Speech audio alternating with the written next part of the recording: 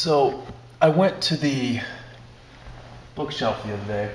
My attention was drawn to a particular book, and on my first augury, I kind of cut to the chase. And I didn't want to record it then, so I decided to go ahead and do it now. That full, fragrant curl. Why do I want to get so close to you tonight, dear master, with such a sharp knife in my hand? I'll confess, I have been eyeing that beautiful curl dangling at the end of your tress. I have calculated its worth way into the wee hours. I have figured the price it will bring. Is the ransom I need to free myself from every god my mind and this world have ever erected, to free myself from every sterile idol that makes me bow to its lies and wants to strangle my fragile joys and precious winged pen. I need to know I am yours, beloved, to untangle my every alliance with guilt.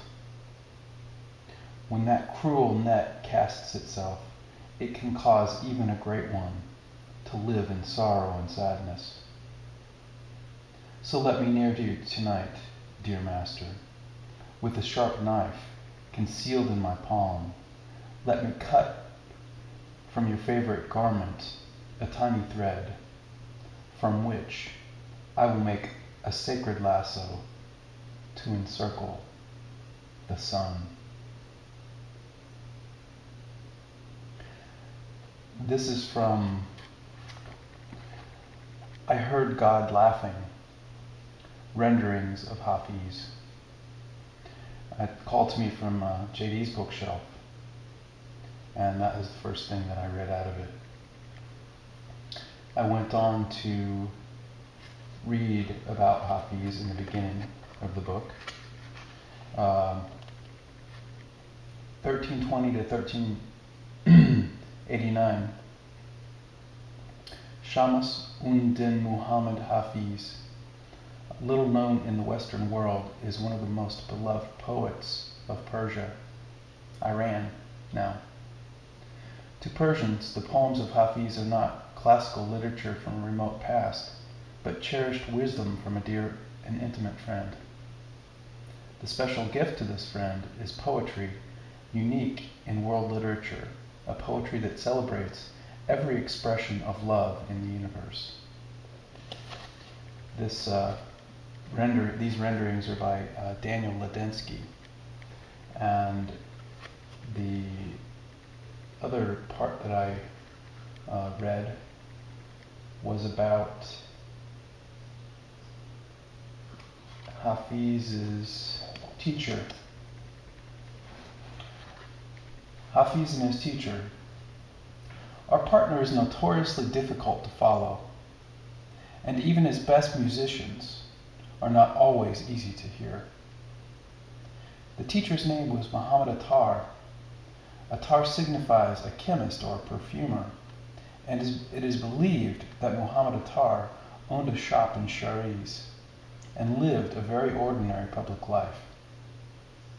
Only a small circle of students knew him as a spiritual teacher. Hafiz visited Attar nearly every day for years. They sat together sometimes and dined together, and sometimes talked and sometimes sang songs, sometimes went for quiet walks in the beautiful rose gardens of Shariz. Attar opened Hafiz's vision to fresh, ever deeper perceptions of the beauty and harmony of life, and a much broader understanding of all of the processes of love. It was natural for Hafiz to express these insights in the language of poetry. Muhammad Attar was also a poet, and he encouraged Hafiz in this direction. For many years, Hafiz created a poem a day for his teacher.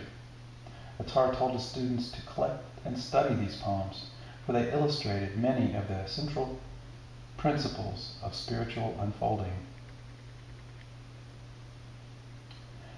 And so I'm going to stop there.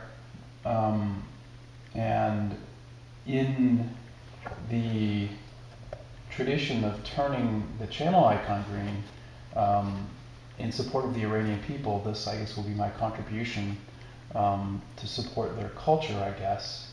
I thought that the idea about turning the channel icon green seemed a little bit juvenile. And so that's my contribution. This also resonates very deeply with a lot of other things and a lot of other conversations hypersymmetrically with things that I've been working with, people that I've been talking to here on YouTube. And so I love you all. Take care. Have a great 2010.